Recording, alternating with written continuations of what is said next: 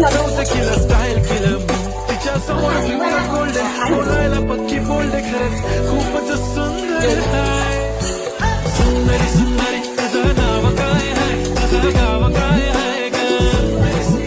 अरे सुंदरी सुंदरी तुझं नाव काय आहे तुझं गाव काय आहे